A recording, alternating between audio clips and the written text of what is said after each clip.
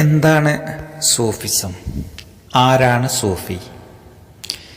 ഈ വിഷയത്തിൽ ഒരുപാട് സുഹൃത്തുക്കൾ പല തലങ്ങളിൽ നിന്നും ഏറ്റവും പ്രാഥമികമായി അറിയാൻ വേണ്ടി സമീപിച്ചിരുന്നു.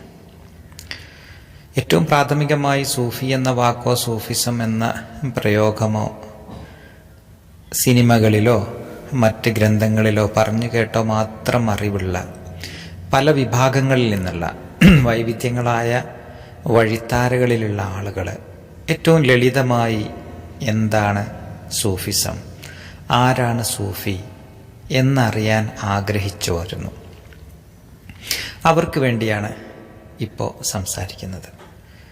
സൂഫിസത്തിൻ്റെ ആന്തരികവും അതിൻ്റെ മതപരവും ദർശനപരവുമായ പല തലത്തിൽ നമ്മളതിനെ വിശദീകരിച്ചിട്ടുണ്ട്. സൂഫിസം എന്ന പേര് എങ്ങനെ വന്നു, അതിൻ്റെ 7 വിവിധങ്ങളായ അഭിപ്രായങ്ങൾ, അതിൻ്റെ പേരിൻ്റെ നിഷ്പത്തിയെക്കുറിച്ച്, അതിന് ഖുർആനികമായും തിരുനബി സല്ലല്ലാഹു അലൈഹി വസല്ലമയുമായുമുള്ള അതിൻ്റെ ആത്മബന്ധത്തെ, ആ ഹിറാ ഗുഹയിലെ ആത്മധ്യാനത്തിൻ്റെ കൈവഴികളിലൂടെ തുടർന്നു വരുന്ന സൂഫി ഗുരു പരമ്പരയെക്കുറിച്ച്, ഇതെല്ലാം നമ്മൾ പല തവണ വിശദീകരിച്ചിട്ടുണ്ട്. ഇതല്ല ഇപ്പോൾ പറയാൻ പോകുന്നത്. ഏറ്റവും പ്രാഥമികമായി എന്താണ് സൂഫിസം എന്ന് അറിയേണ്ടവർക്കാണ്. ആരാണ് സൂഫി എന്നറിയേണ്ടവർക്കാണ്. സൂഫിസം എന്നത് നിർവചിക്കാൻ കഴിയാത്ത ഒന്നാണ്. ആദ്യമായിട്ടത് പറയട്ടെ. സ്നേഹം എന്താണ് എന്ന് ചോദിച്ചാൽ നമുക്ക് നിർവചിക്കാൻ കഴിയാത്തതുപോലെ, നിർവചിക്കാൻ കഴിയാത്ത, ഒരൊറ്റ വാക്കിൽ പറഞ്ഞു തീർക്കാൻ കഴിയാത്ത ഒരു അനുഭവധാരയാണ്, ഒരു ആത്മീയ ഹൃദയപരമായ ഒരു അനുഭവമാണ്, ഒരു രുചിയാണത്. തേനിൻ്റെ രുചി തേൻ നാവിൽ തൊട്ടാൽ മാത്രം അറിയുന്നത് പോലെ ഹൃദയം കൊണ്ട് അനുഭവിച്ചറിയേണ്ട ഒന്നാണ് സൂഫിസം. എങ്കിലും അതിനെ നമുക്ക് വാക്കുകളിലേക്കാക്കിയാൽ എങ്ങനെ ആണ് ഒരു സൂഫി, എന്താണ് സൂഫിസം എന്ന് ഏറ്റവും ലളിതമായ വാക്കുകളിൽ പറയാൻ ശ്രമിച്ചാൽ ഇങ്ങനെ പറയാം. സൂഫിസം എന്നത് ദൈവികമായ ഹൃദയാനുഭവത്തെ ഏതൊരു നിമിഷത്തിലാണോ ഒരാൾ അനുഭവിക്കുന്നത്, ആ അനുഭവിക്കുന്ന ദൈവികതയുടെ ഹൃദയാനുഭവത്തെയാണ് നമ്മൾ സൂഫിസം എന്ന് പറയുന്നത്. ഒരു സൂഫി എന്ന് പറഞ്ഞാൽ ഏതൊരു ഋതുവിലും, ഏതൊരു സാഹചര്യത്തിലും, ഏത് അവസ്ഥയിലും ആ ദൈവികതയെ, ആ ദൈവികമായ വസന്തപൂർണതയെ ഹൃദയത്തിൽ അനുഭവിക്കുന്നവനാണ് സൂഫി. മറ്റൊന്നിനെയും കാക്ഷിക്കാത്ത വിധം അവന് ഏറ്റവും പ്രിയതരമായത് ദൈവികമായ അനുഭവമാകുക.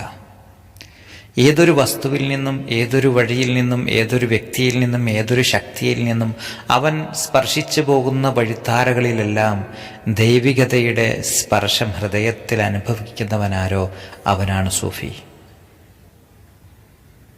ഏത് മരുഭൂമിയുടെ കൊടും ചൂടിലും ആ ദൈവികതയുടെ തണുപ്പ്, ആ ദൈവികതയുടെ ഊഷ്മളത ഹൃദയത്തിൽ അനുഭവിക്കുന്നതിനാൽ കരിമ്പടം പുതയ്ക്കാൻ മാത്രം ആ തണുപ്പ് അവനെ സ്വാസ്ഥ്യത്തിലിരിക്കുമ്പോൾ അവൻ പുതയ്ക്കുന്ന കരിമ്പടമാണ് സൂഫ് എന്ന ആ കമ്പിളി. അവൻ ഏതവസ്ഥയിലും അവനെ സ്വസ്ഥനാണ്.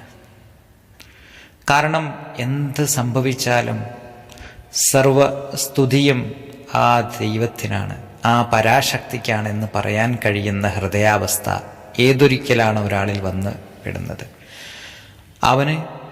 അവൻ്റെ ജീവിത വഴികളിൽ നന്മ സംഭവിക്കുമ്പോൾ അവൻ സ്തുതിക്കുന്നു.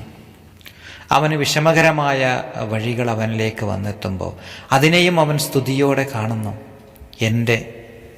എന്നെ സൃഷ്ടിച്ച് പരിപാലിച്ച് സംരക്ഷിച്ച് ഓരോ നിമിഷവും രക്ഷിച്ചു കൊണ്ടേയിരിക്കുന്ന ആ പരാശക്തി എനിക്ക് തിരിച്ചറിയാൻ കഴിയാത്ത ഏതോ ഒരു വിഷമത എന്നിലേക്ക് തരുന്നുണ്ടെങ്കിൽ അതും അനുഗ്രഹത്തിൻ്റെ ഒരു കൈവഴി മാത്രമെന്ന് തിരിച്ചറിഞ്ഞ് ഹൃദയത്തിൽ സ്തുതിയായി, വണക്കമായി, നമ്രതയോടെ സദാ അവന് നേരെ തല കുമ്പിട്ടിരിക്കുന്നവൻ സൂഫി. ഇതാണ് ഒരു സൂഫിയുടെ നിർവചനം. അവൻ ഏത് സാഹചര്യത്തിലും, അവൻ്റെ ജീവിതത്തിൻ്റെ ഏത് കൈവഴികളിലും അവൻ സദാ തൃപ്തനാണ്. എപ്പോഴാണോ നിങ്ങൾ ഹൃദയത്തിൽ പൂർണ്ണ ദൈവികത നിങ്ങളോട്, നിങ്ങൾക്ക് ഈ ലോകത്ത് തന്നിരിക്കുന്നതിലെല്ലാം പൂർണ്ണമായും തൃപ്തനാകാനാകുന്നത്, ആ നിമിഷം നിങ്ങളൊരു സൂഫിയാണ്.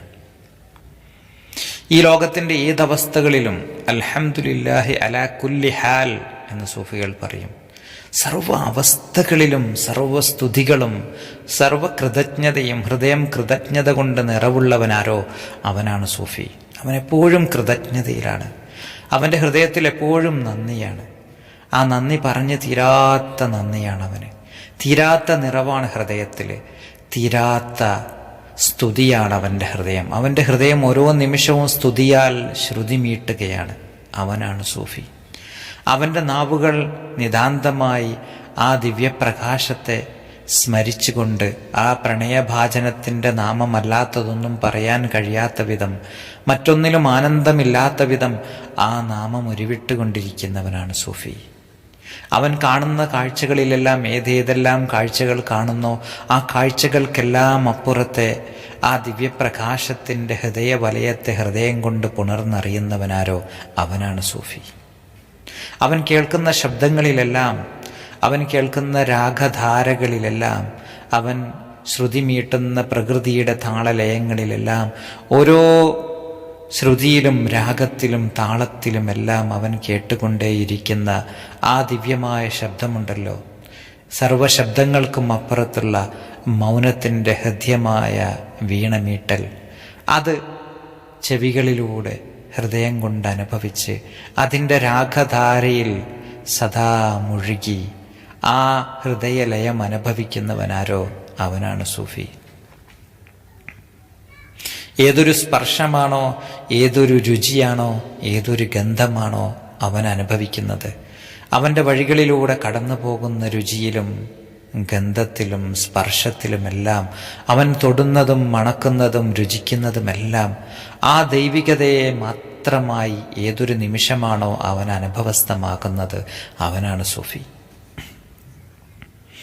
ഈ അനുഭവം ഏതൊരു നിമിഷമാണോ തികഞ്ഞ നിറവിൽ, തികഞ്ഞ സ്വസ്തിയിൽ, നിറവാർന്ന ഹൃദയ മൗനത്തിൽ ആ അനുഭവിക്കുന്ന അവസ്ഥയെയാണ് സൂഫിസം എന്ന് പറയുന്നത്.